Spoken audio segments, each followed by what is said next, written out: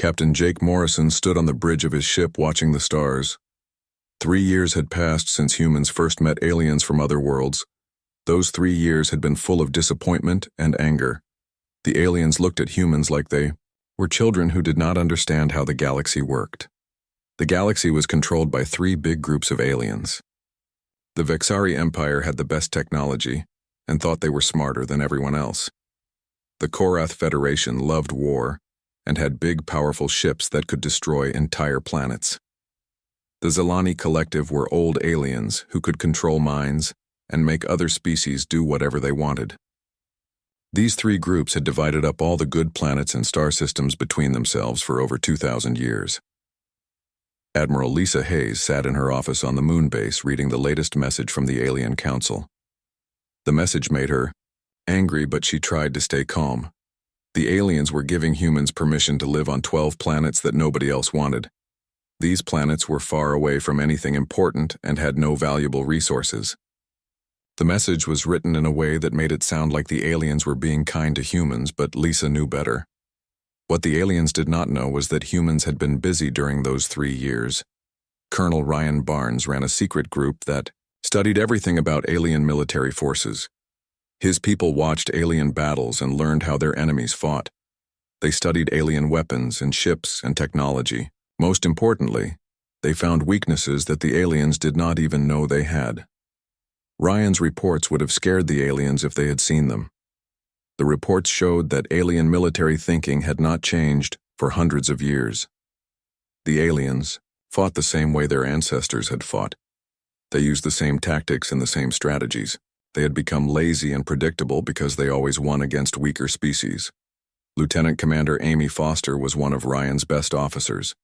She spent her days reading secret files about human military history. The files showed something amazing.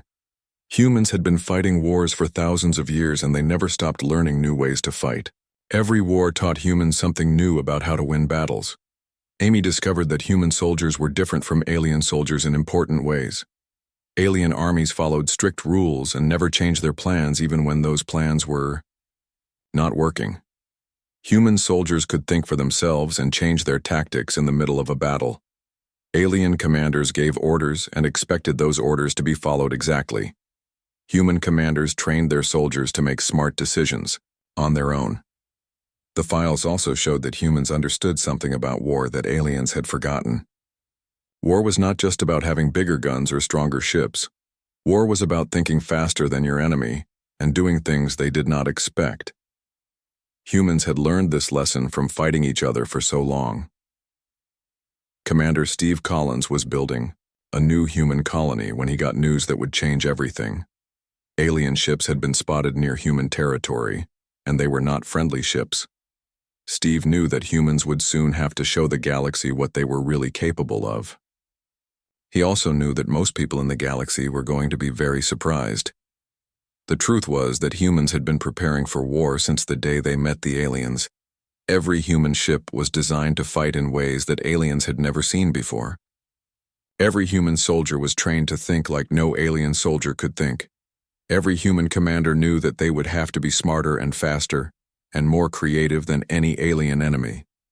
General Patricia Brooks commanded all human military forces, and she knew that war was coming soon.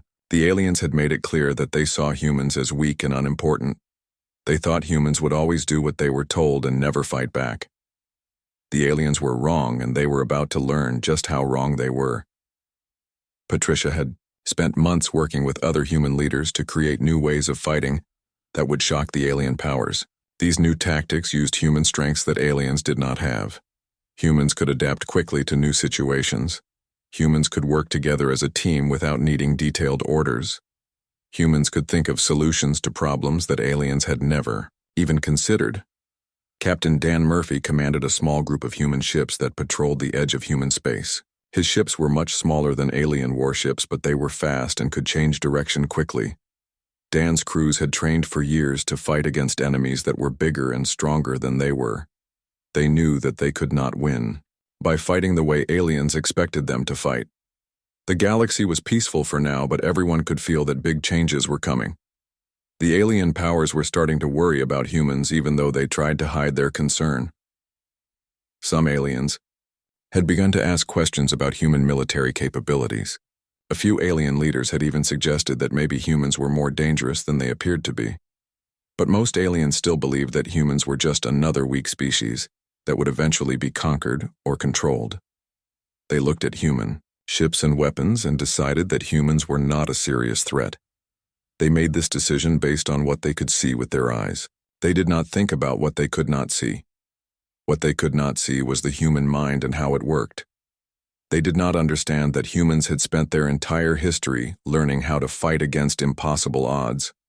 They did not know that human soldiers were trained to think of war as a puzzle that could be solved with enough creativity and determination.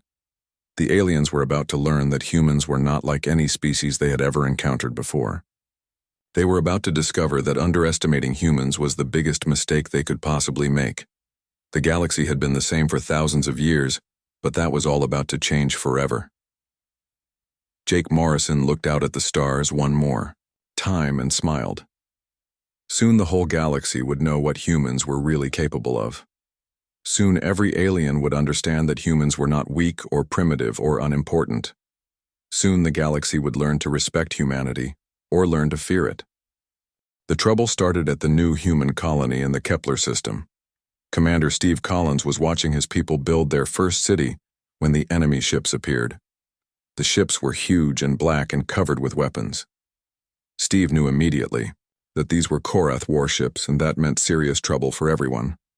The Korath were the most feared military force in the galaxy. They looked like giant bears, but they were much more dangerous than any bear. They stood 3 meters tall, and their skin was like natural armor that could stop most weapons. Their ships were built for one purpose, which was to destroy everything in their path. The Korath had conquered 43 different species using the same simple plan. They would show up at a planet with overwhelming force and give the people living there a choice. They could surrender and become slaves, or they could fight and be completely destroyed. Most species chose to surrender because fighting the Korath seemed impossible. War leader Thakmor sent his message to the human colony. His voice was deep and threatening as he spoke through the communication system. He told the humans they had 72 hours to pack up their things and leave the star system. If they refused to leave, he would destroy every human ship and kill every human person in the system. General Patricia Brooks received the message at Earth headquarters. She had been expecting something like this to happen, but she had hoped it would not be so soon. The Korath battle group was massive compared to the small human fleet that was protecting the colony. Any normal military leader would have ordered an immediate evacuation. But Patricia was not a normal military leader, and the human fleet was not a normal fleet. She sent orders to Captain Dan Murphy, who commanded the human ships in the Kepler system. The orders were simple, but they would have sounded crazy to any alien commander. Patricia told Dan to engage the enemy and show them what human military doctrine could accomplish. Captain Dan Murphy looked at the odds and started laughing. He commanded 3 small frigates against a Korath battle group that included 2 massive dreadnoughts, 6 heavy cruisers, and 12 destroyers. The enemy ships were bigger and stronger and had more powerful weapons than anything humans had ever built. But Dan had something the Korath did not have, which was 3 years of training in human military tactics. His crews knew how to fight against superior numbers and superior firepower. They had studied every battle humans had ever fought and learned all the lessons those battles had taught. The Korath expected the humans to form a battle line and fight in the traditional way that all galactic species fought. They expected the human ships to try to match their firepower and get destroyed quickly. War leader Thakmor was already planning his victory speech when the human ships did something no alien had ever seen before. Instead of forming a battle line, the human ships scattered in different directions like a pack of wolves hunting prey. They moved fast and unpredictably, using their smaller size and better engines to stay away from the heavy Korath weapons. The alien commanders did not know how to respond to this new kind of fighting. Dan's ships attacked weak points in the Korath formation and then disappeared before the enemy could fight back. They hit supply ships and communication relays and weapon systems. They never stayed in one place long enough for the big enemy guns to target them effectively. They fought like guerrilla fighters in space. The Korath tried to adapt, but their military thinking was too rigid and slow. They had been winning battles the same way for hundreds of years, and they did not know how to change. Their commanders kept giving orders that made sense for traditional battles but made no sense for this new kind of fighting. Lieutenant Sarah Kim was the weapons officer on Dan's flagship. She had studied Korath ship designs and found critical weaknesses that could be exploited. The enemy ships were built to fight other big ships in head-to-head combat. They were not designed to deal with small, fast ships that attacked from multiple directions. The battle lasted 6 hours, and during that time the human ships never stopped moving and never stopped attacking. They hit the Korath fleet with missiles, and energy weapons and electronic warfare systems. They jammed enemy communications and confused enemy sensors. They made the massive Korath fleet look clumsy and helpless. Commander Amy Foster monitored the battle from Earth and watched as human tactics proved their worth. 2 Korath heavy cruisers were disabled and drifting helplessly in space. Several destroyers had been damaged so badly they could not fight effectively. The mighty Korath battle group was falling apart. War leader Thakmor could not believe what was happening. His fleet had never been defeated by anyone. The Korath military had not lost a single battle in over 50 years. But these small human ships were running circles around his massive warships, and there was nothing he could do to stop them. The turning point came when Dan's ships managed to destroy the main communication relay on Thakmor's flagship.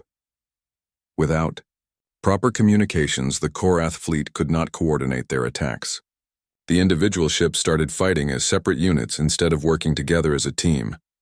Human ships swarmed the confused Korath vessels like angry hornets. They attacked from above and below and from the sides. They used the enemy's size against them by hiding behind the bigger ships and shooting at other enemy vessels. They turned the Korath fleet's strength into a weakness. After 6 hours of this punishment, Thakmor made a decision that shocked everyone in his fleet. He ordered a full retreat. The mighty Korath military was running away from 3 small human ships. The news of this defeat would spread across the galaxy faster than light-speed communications could carry it. Captain Dan Murphy watched the enemy ships flee and felt proud of his crews. They had just accomplished something that no one in the galaxy thought was possible. They had defeated the Korath using nothing but superior tactics and creative thinking. The colony was saved, and the galaxy had just learned its first lesson about human military capabilities. The Korath were supposed to be unbeatable, but humans had beaten them. The victory sent a message to every alien power that humans were not as weak as they appeared to be. General Patricia Brooks smiled when she heard the news. This was just the beginning of what humans could accomplish when they put their minds to it. News of the Korath defeat traveled across the galaxy like wildfire, but not everyone believed it was real. Supreme Commander Zexhai of the Vexari Empire thought the reports had to be wrong. There was no way that primitive humans could defeat the mighty Korath military. He decided the Korath must have made some terrible mistake. The Vexari were very different from the Korath. While the Korath used brute force and overwhelming firepower, the Vexari relied on superior technology and perfect planning. They believed that having better machines and smarter computers meant they would always win battles. Their ships were marvels of engineering with energy shields that could stop any weapon and quantum computers that could calculate the perfect solution to any problem. Zexhai looked at the data about human ships and weapons and felt confident that the Vexari could easily handle this new threat. Human technology appeared to be hundreds of years behind Vexari science. Their ships were smaller, and their weapons were weaker, and their computers were primitive. The Supreme Commander decided that a single Vexari task force would be enough to put humans in their proper place. Admiral Kevin Turner received intelligence reports that a Vexari fleet was heading toward human space. Unlike the Korath who announced their intentions, the Vexari preferred to attack without warning. They believed that surprise combined with technological superiority would end any conflict quickly and efficiently. The Vexari flagship was called the Eternal Glory, and it had never been defeated in battle. The ship was 1 kilometer long and carried enough firepower to destroy an entire planet. Its shields could absorb incredible amounts of damage, and its weapons could hit targets from incredible distances with perfect accuracy. Commander Rachel, Adams studied everything humans knew about Vexari military doctrine and found something interesting. The Vexari had become completely dependent on their advanced technology. Their ships were controlled by artificial intelligence systems that made all the important decisions. Their tactics were calculated by computers that always chose the most logical course of action. This dependence on technology was supposed to be a strength, but Rachel saw it as a critical weakness. The Vexari had forgotten how to think creatively or adapt to unexpected situations. Their computers were very smart, but they could only work with the information they were programmed to understand. Captain Troy Henderson commanded the human fleet that would face the Vexari attack. His ships were much smaller than the Eternal Glory, but they carried something the enemy did not expect. Every human vessel was equipped with the most advanced electronic warfare systems that human scientists could build. Lieutenant Sarah Kim had been transferred to Troy's fleet to lead the electronic warfare division. She was one of the best computer experts in the human military, and she had spent months studying captured Vexari technology. Sarah discovered that Vexari systems were incredibly sophisticated, but they all had the same basic weakness. The Vexari had built their technology to be perfect, which meant they had not prepared for attacks that used imperfection as a weapon. Their systems expected other computers to follow logical rules and mathematical principles. They were not designed to handle opponents who deliberately broke those rules. When the Vexari fleet arrived in human space, they expected to find ships, lined up in neat formations waiting to be destroyed. Instead, they found something that confused their targeting computers. The human ships were moving in patterns that made no mathematical sense. They were broadcasting signals that contained random noise and meaningless data. Sarah Kim sat at her computer terminal and began the most important battle of her career. She was not fighting with guns or missiles or energy weapons. She was fighting with pure information, using chaos and confusion as her primary tools.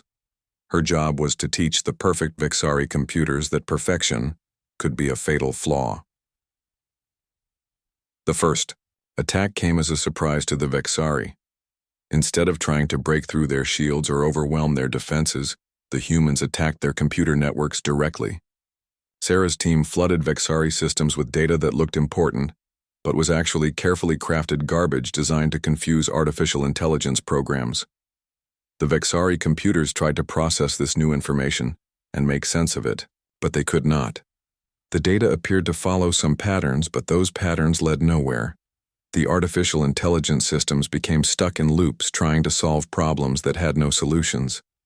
Their processing power was being wasted on meaningless calculations. Commander Zexai watched his perfect fleet begin to malfunction in ways he had never seen before. Shield generators flickered as their control systems struggled with contradictory commands. Weapon targeting systems locked onto false signals and fired at empty space. Communication networks became clogged with nonsense transmissions. The human ships moved closer while the Vexari fleet dealt with its computer problems. Captain Henderson's vessels were still much smaller and weaker than the enemy ships, but they were functioning perfectly while the enemy was falling apart. The technological advantage that the Vexari counted on had become a disadvantage. Sarah Kim launched the second phase of her attack. Her team had found the central weakness in Vexari network architecture. All of their ships were connected to each other through quantum communication links that were supposed to make coordination perfect. But those same links could be used to spread viruses and malicious programs throughout the entire fleet. The virus that Sarah created was unlike anything the galaxy had ever seen. It did not try to destroy Vexari systems or steal their data. Instead, it made their computers doubt themselves. Every calculation became uncertain. Every decision was questioned. The artificial intelligence programs that ran Vexari ships began to hesitate and second-guess their own conclusions. Within 30 minutes, the mighty Vexari fleet was paralyzed by its own technology. Ships drifted helplessly as their computers tried to solve impossible problems. Weapons systems shut down rather than risk firing at the wrong targets. Shield generators operated at random power levels because their control systems could not decide what settings were correct. The Eternal Glory itself was completely helpless. Its massive weapons were useless because the targeting computers could not distinguish between real threats and false signals. Its shields flickered on and off as the control systems received conflicting information about incoming attacks. Commander Zexhai realized that his perfect fleet had been defeated by an enemy that refused to fight fairly. The humans had not tried to match Vexari technology or prove that their weapons were superior. Instead, they had used the Vexari's own perfection against them. They had turned strength into weakness through pure cleverness. Captain Henderson opened a communication channel to the Eternal Glory. His message was simple and direct. The Vexari had two choices. They could surrender now and return to their own territory, or they could drift helplessly in space until their life support systems failed. There would be no third option. The surrender of the Eternal Glory sent shockwaves through the galaxy that were even stronger than the Korath defeat. The Vexari were supposed to be technologically unstoppable, but humans had stopped them using nothing but superior understanding of how computer systems worked. Admiral Kevin Turner reviewed the battle reports and smiled. The galaxy was learning that human military strength came from the human mind, not from human machines. Creativity and adaptability were more powerful than any weapon that had ever been built. The defeat of both the Korath and the Vexari sent fear through the galaxy like a virus spreading between star systems. But no one was more afraid than the Zilani Collective. These ancient beings had ruled the galaxy for 5,000 years using powers that no other species possessed. They could reach into minds and control thoughts and make entire civilizations destroy themselves from within. Elder Kethamara called an emergency meeting of the Zilani High Council. The other council members appeared as glowing energy beings floating in a circle around a massive crystal that amplified their psychic abilities. They had lived for thousands of years and had never encountered a threat they could not handle through mental manipulation. The humans were different from every other species the Zilani had ever faced.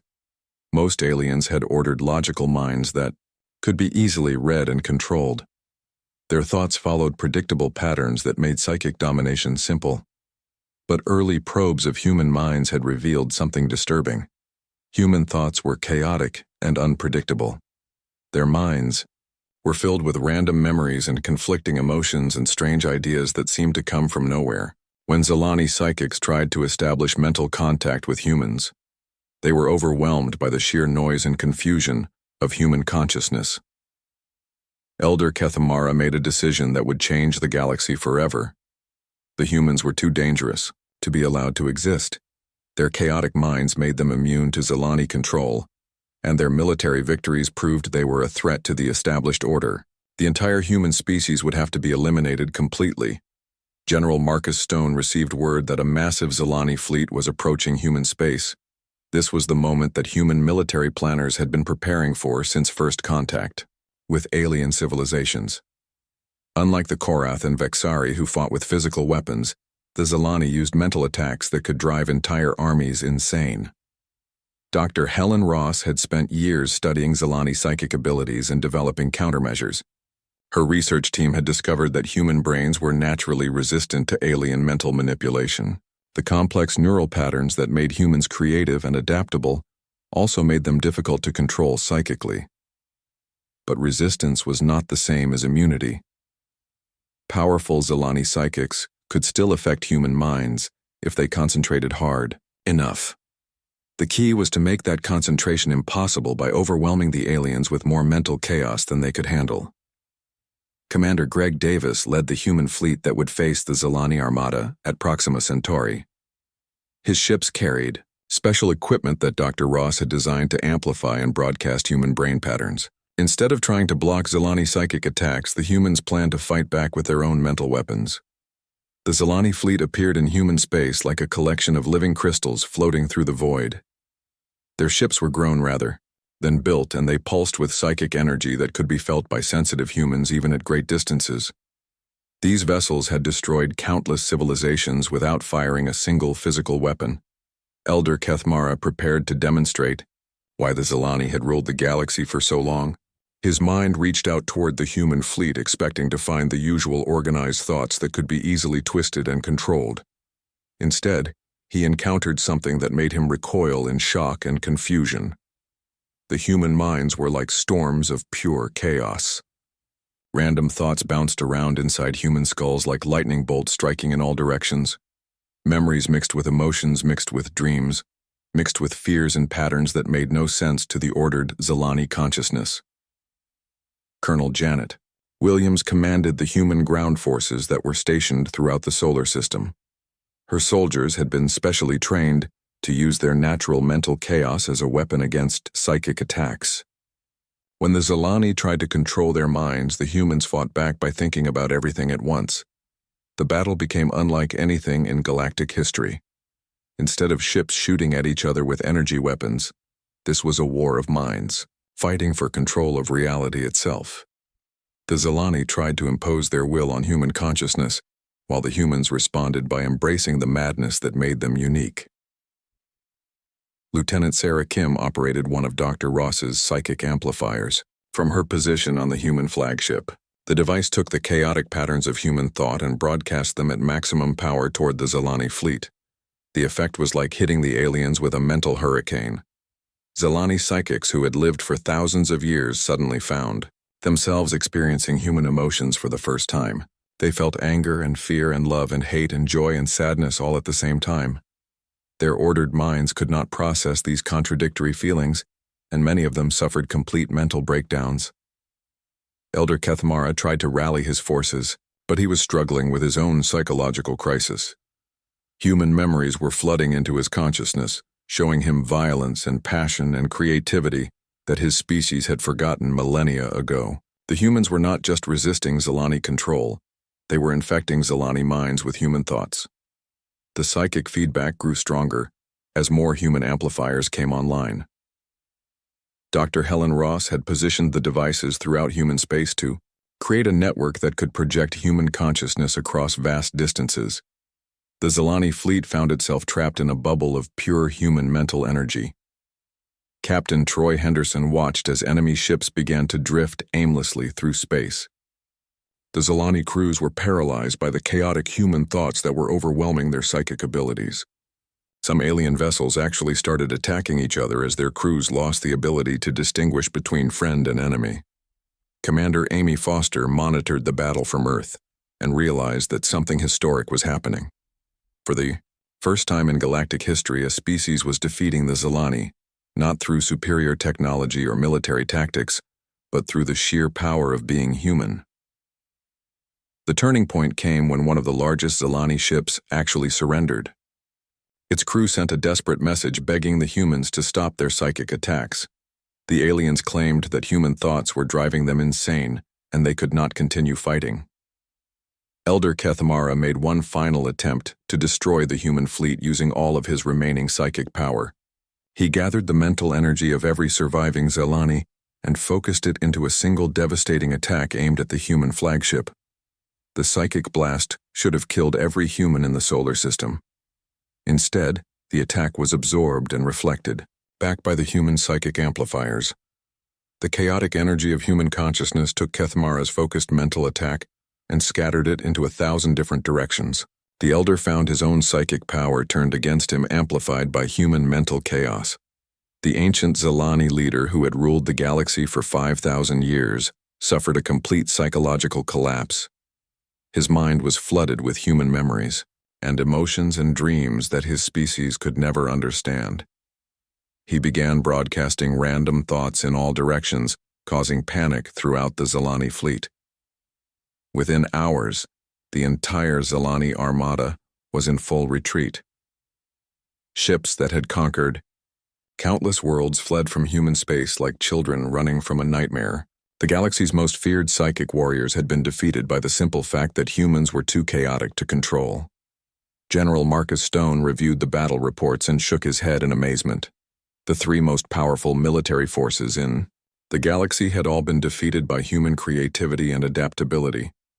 The age of alien domination was over, and a new era was about to begin. The galaxy was quiet for the first time in thousands of years. The three great powers that had controlled everything for so long were broken and defeated. The Korath Federation had lost half their fleet and their reputation for invincibility. The Vexari Empire was rebuilding their computer systems and questioning everything they thought they knew about technology. The Zilani Collective had retreated to their homeworlds and refused to speak to anyone. President Julia Martinez stood before the reformed Galactic Council in a chamber that had been built to intimidate lesser species. For thousands of years, Smaller civilizations had come here to beg for mercy or accept terms of surrender. Today, a human was here to dictate how the galaxy would be run from now on. The alien representative sat in stunned silence as Julia explained the new rules. There would be no more conquering of weaker species.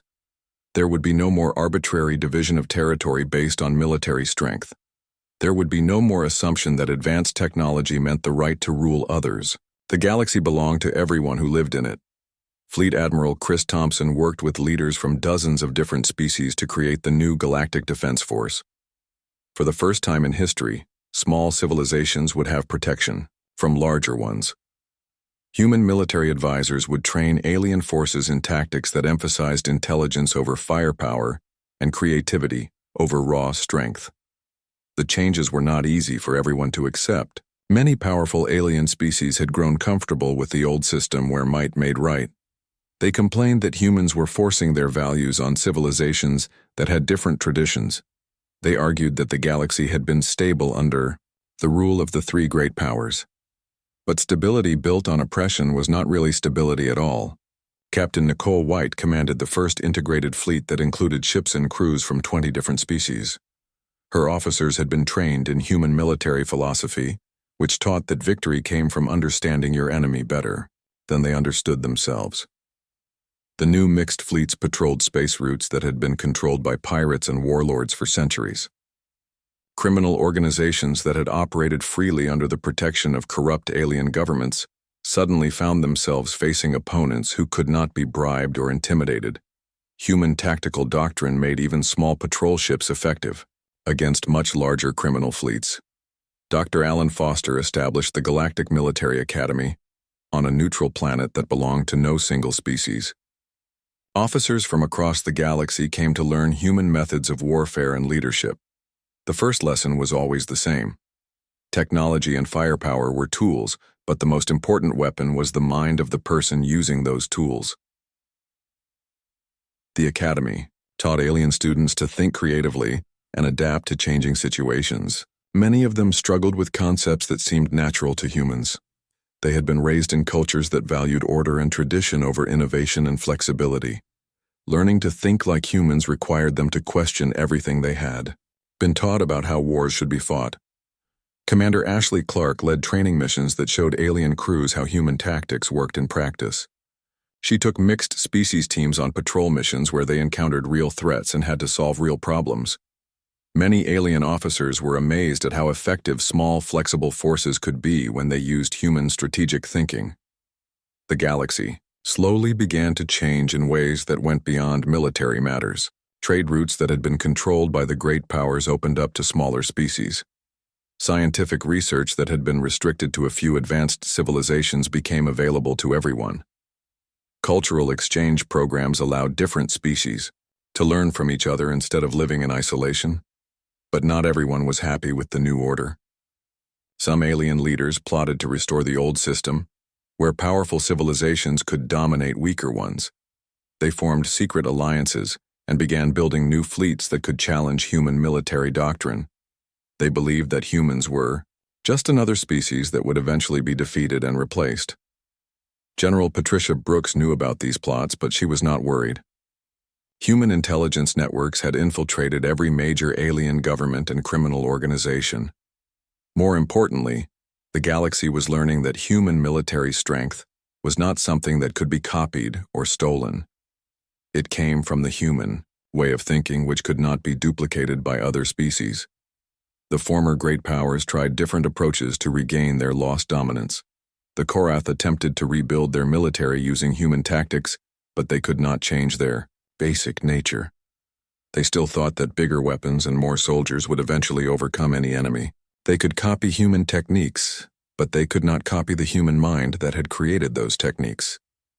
The Vexari invested massive resources in developing new technologies that would give them an advantage over human electronic warfare capabilities. They built computers that were even more advanced than their previous systems, but they made the same fundamental mistake.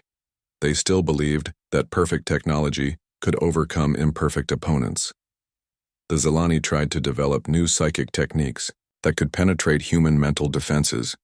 They studied human psychology and neurology trying to find weaknesses they could exploit. But the more they learned about human minds, the more confused they became. Humans were not just resistant to psychic control. They were actively hostile to any attempt to impose order on their chaotic thoughts. Captain Jake Morrison, who had started this journey watching the stars from his ship bridge, now commanded an entire fleet group responsible for maintaining peace in a sector that included 50 different star systems. His ships were still smaller than the massive vessels the great powers had once used, but they were more effective than anything the galaxy had ever seen. The secret of human military success was spreading throughout the galaxy, but it was changing as it spread. Different species added their own strengths to human tactical doctrine, creating new approaches to warfare and peacekeeping. The galaxy was becoming more diverse and more creative than it had been in thousands of years. Lieutenant Sarah Kim now taught electronic warfare at the military academy, where her students included species with natural abilities that humans did not possess. Some aliens could process information faster than any human computer. Others had enhanced senses that could detect signals humans could not even perceive. When these abilities were combined with human tactical thinking, the results were impressive. The transformation was not complete, and it never would be. New threats emerged from unexplored regions of the galaxy. Criminal organizations adapted to human tactics and developed new methods of piracy and smuggling. Political situations arose that required creative solutions no one had thought of before. But the galaxy had learned the most important lesson that humans could teach. No enemy was unbeatable if you understood how they thought and planned accordingly. No problem was impossible to solve if you were willing to try new approaches and learn from your mistakes. No species had the right to dominate others simply because they were stronger or more advanced. The age of human military dominance had begun not through conquest, but through liberation. Humans had not destroyed the old galactic order to replace it with a new empire. They had torn it down to build something better where every species could determine its own destiny. And the galaxy would never be the same again.